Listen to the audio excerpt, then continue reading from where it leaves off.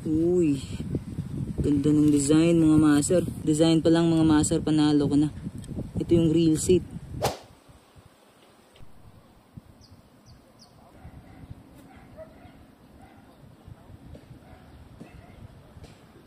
Yung bag ng rad mga master.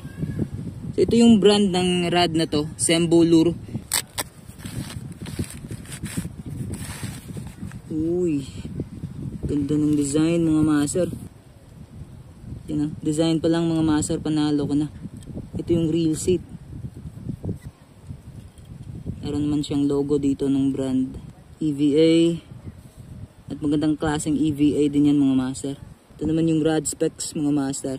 5 feet 6 inches yung haba nito. 1.68 meters. Yung line rating PE 0.6 to 1. Blue rating naman 1 to 8 grams. Ito mga master, naka Fuji guides na rin yan. Yan, Fuji mga master. So meron siyang hollow na rod tip. Yung action naman ng rod tip nito, medium fast.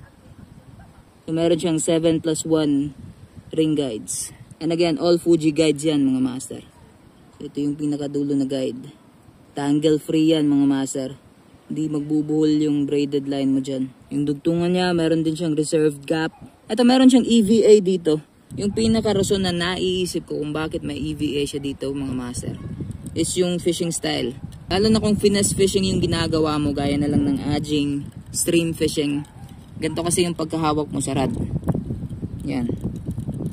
Nakaganyan yung hituturo mo dun sa rod lang. Kaya siya may EVA dyan para dun mo lalagay yung hituturo mo. So meron ding available na casting rod at may mga sizes din na mas maikli dito. 5 feet na rod. And I think sa design nito mga master, parang ito yung ginagamit madalas for stream fishing.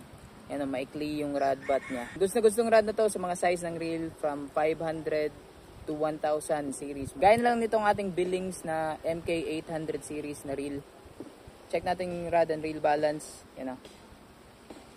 Balance na balance mga master. Again mga master, Billings MK800. At ito pa, isa pang suggestion ko mga master na ipapares dito sa rod na to. Kasking Zephyr 1000. Check natin yung rod and reel balance.